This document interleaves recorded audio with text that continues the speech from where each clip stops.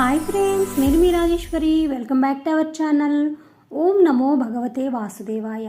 Friends, ఈరోజు వీడియోలో ధనుర్మాసం ఎప్పుడు మొదలయ్యి ఎప్పుడు ముగుస్తుంది, అలాగే ఈ ధనుర్మాసం విశిష్టత ఏంటి, ఈ ధనుర్మాసంలో ఏ దేవుణ్ణి పూజించాలి, ఇలాంటివన్నీ ఈ వీడియోలో తెలుసుకుందామండి.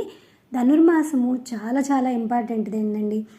ధనుర్మాసంలో మనకి దక్షిణాయనానికి చివర ఉత్తరాయణం ప్రారంభానికి మధ్య ఉండే నెల రోజులు ధనుర్మాసం అండి.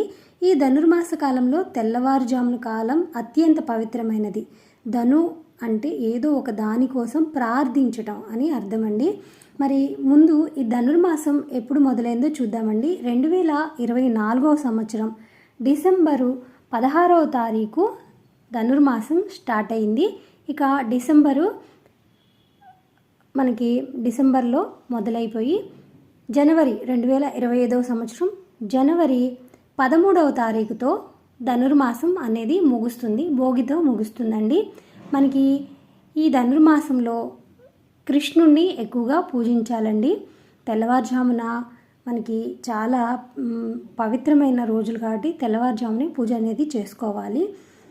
ఈ నెల రోజులు జరిగే ఆండాళ్ళమ్మ పూజ, తిరుప్పావై, గోదా కళ్యాణం ఇవన్నీ ద్రవిడ సాంప్రదాయాలు. అయితే తిరుమలలో మాత్రం ఈ నెల రోజులు ప్రత్యేక ఉత్సవాలు నిర్వహిస్తారండి.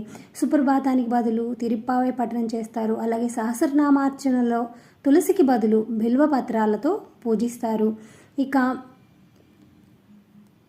ఈ ధనుర్మాసం నెల రోజులు సూర్యోదయ సూర్యాస్తమయం సమయంలో దీపారాధన చేయడం వల్ల మహాలక్ష్మి అనుగ్రహం లభిస్తుందని చెప్తారు. వైష్ణవ ఆలయాల్లో ఉదయం అర్చన తర్వాత ప్రసాదాన్ని నివేదించి వాటిని పిల్లలకు పంచుతారు. దీన్నే బాలభోగం అంటారు.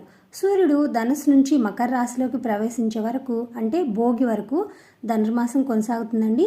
శ్రీ మహావిష్ణువుకు ఎంతో ప్రీతికరమైన ఈ నెలలో గోదాదేవి ధనుర్మాసంలో వ్రతాన్ని చేపట్టి నారాయణుని కొలిచింది. ఈ నెల రోజులు బ్రహ్మ ముహూర్తంలో పారాయణ చేసిన వారు దైవానుగ్రహాన్ని పొందుతారని శాస్త్రాలు చెబుతున్నాయండి. అలాగే మనకి వైకుంఠ ఏకాదశి రోజు ఉత్తర ద్వార దర్శనం కూడా ఈ ధనుర్మాసంలోనే వస్తుంది. వైకుంఠ ఏకాదశి చాలా చాలా పవిత్రమైన రోజు అండి. సాక్షాత్తు భూదేవి అవతారమైన ఆండాల్ రచించిన దివ్యప్రదమే తిరుప్పావై. ద్రవిడ భాషలో తిరు అంటే పవిత్రం, పావై అంటే వ్రతం అని అర్థం. వేదాలు ఉపనిషత్తులు సారమే తిరుప్పావై అని చెప్తారండి. విష్ణు చిత్తుడి కుమార్తె గోదాదేవి శ్రీరంగనాథుడిని వివాహం చేసుకుంటానని దీక్ష పూనుతుంది. ఆమె ధనుర్మాసంలో వేకుజామునే లేచి నిత్యం విష్ణువుని పూజిస్తూ తన అనుభూతిని భావాలని కలిపి పద్యం అంటే పాసురం రూపంలో రచించిందండి. అలా రోజుకొకటి చొప్పున 30 పాసురాలను ఈ మాసంలో రచించి వాటిని విష్ణువుకు అంకితం చేసింది. ఆమె భక్తికి మెచ్చి శ్రీ మహావిష్ణువు ప్రత్యక్షమై ఆమెను శ్రీరంగం రమ్మని చెప్పి మాయమవుతాడు. ఆమె ఈ విషయాన్ని తన తండ్రికి చెప్పడంతో ఆయన గోదాదేవిని తీసుకుని శ్రీరంగం చేరుకుంటాడు. రంగనాథ స్వామితో వివాహం జరిగినంతనే గోదాదేవి ఆయన పాదాల చెంత మోకరిల్లి స్వామిలో అంతర్లీనమైపోయిందండి. పెళ్లి కాని వారికి ఈ ధనుర్మాసం చాలా విశేషమైనది. అందుకే ధనుర్మాసం పెళ్ళీడు పిల్లలకు చాలా ప్రత్యేకమని చెబుతారు పండితులు. ధనుర్మాసం నెల రోజులు ఇంటి ముందు ముగ్గులు గొబ్బెమ్మలు వేసి శక్తి మేరకు పూజ చేయటం వల్ల కోరిన వరుడు లభిస్తాడని చెప్తారు.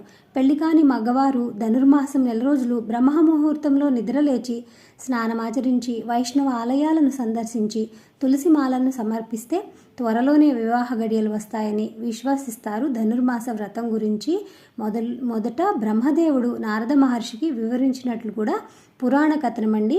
పెళ్లి కాని వాళ్ళు ఈ ధనుర్మాసంలో చక్కగా మహావిష్ణువుని పూజించండి. ఇక పెళ్ళి అయిన వాళ్ళు కూడా మీ కోరికలు నెరవేర్చుకోవడానికి ఖచ్చితంగా మీరు ఏ కోరిక అయితే అనుకుంటారో అది ధర్మబద్ధమైనది ఉండాలండి.